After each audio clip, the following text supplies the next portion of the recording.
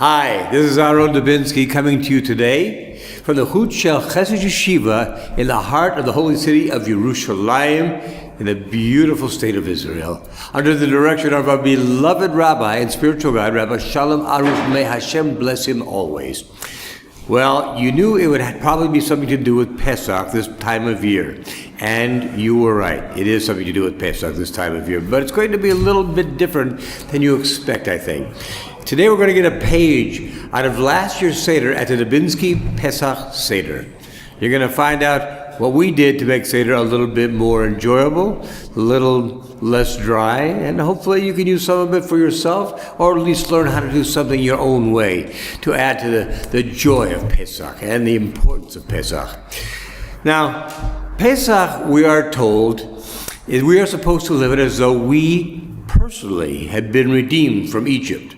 We personally, we say this in the Seder every year, but we gloss over it a lot, sometimes just like when we're davening. Sometimes we don't have all of our kavanah where it should be, and we gloss over the words, as if we know them by heart, and sometimes we even wonder, did we actually even say those words? Well, this is the same thing.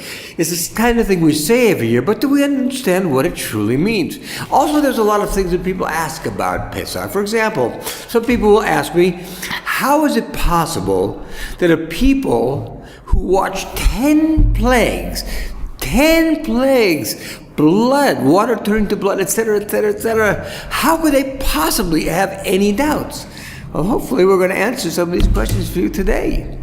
Last year, as we were sitting at the Passover table, at the Seder table, we got to the part after the Firkashos, after the 4 questions. Avadim chayinu leparo b'Mitzrayim. We were slaves to Pharaoh in Egypt. And I looked around the table just quickly, and I saw I was already losing them. The eyes were going like this, and going like this. I thought, okay, I'll never make it to the end of this, so let's be creative. I said, okay, everybody, I want you to close your Haggadot. Close them and put them in front of you, because we're going off book for a minute, okay? All right, now I want you to close your eyes, and I want you to think about this.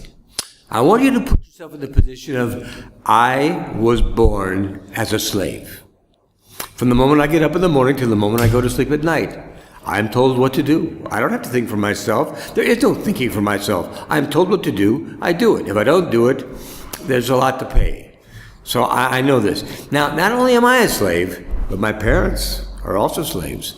Their parents are slaves. As far back as you can remember, we don't know anybody in our family or around us who isn't a slave or who wasn't a slave. This is a mentality you're dealing with.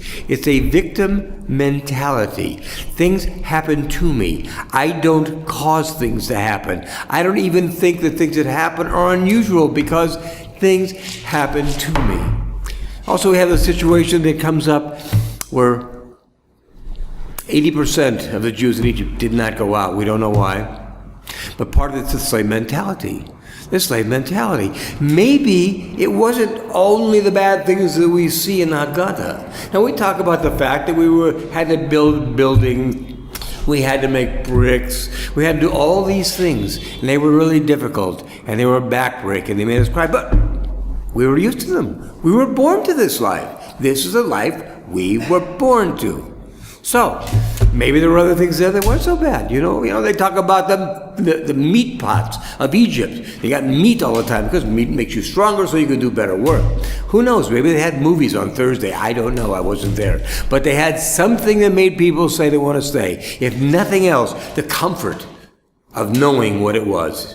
Even though it wasn't great, better sometimes the discomfort you know, than the discomfort that can come from what you don't know. So we're doing our thing every day, and all of a sudden, this guy comes along, and we don't know him from Moses.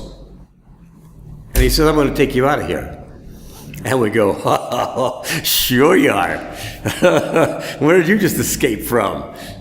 No, I'm going to take you out of here. Hashem is going to have you take it out of here. I'm going to tell Pharaoh. Give it your best shot. Go ahead. What's your name with Moses? Go ahead. Give it a shot, Moses. So Moses goes to Pharaoh and he says, let my people go to the desert. And Pharaoh says, no, they're my slaves. Are you kidding me? They're not going anywhere. So As a reward for Moses going and asking and being brave and asking for the freedom of the people, what happens? Their work gets harder. Now they make bricks, but they get no straw given to them, so they have to go scavenging for straw. And they go, hey, Moses, thank you so very much for making our lives even harder than they were before. Thanks a lot, that's a great thing. So we go on, we know the other plagues come along, and the people watch it. But again, what do they think about this? These things happen to them all the time. They don't give it a thought. Tomorrow they know what they're going to be told to do and what they're going to have to do, and they're going to go forward with that. So they have all these plagues. And Moses says, I'm going to take you out of here, really. Hashem sent me to take you out. And they said, great. You have any idea how many of us there are? Millions of us. There are millions of us. You're going to take us all out, right? Yeah. Where are you going to take us? There. Well, to the desert? You're going to take us to the desert? Well, there's no meat pots, there's no water, there's no food, there's snakes, there's scorpions, lots of sand, and it's very hot and there's no shade. Thank you, but we just as soon not go. So what you're seeing is a slave mentality. They don't even see themselves as being free people and having free choice. They can't even think about it. Even though in all the years they were slaves, they did not give in to Egyptian customs. They did not give in to Egyptian morality. They did not give in to Egyptian clothing. They did not give in to the Egyptian language. They remained a separate and distinct people. This is strong. This is very strong.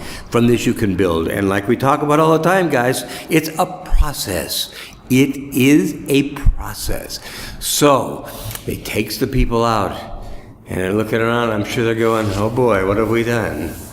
But we know how the story ends.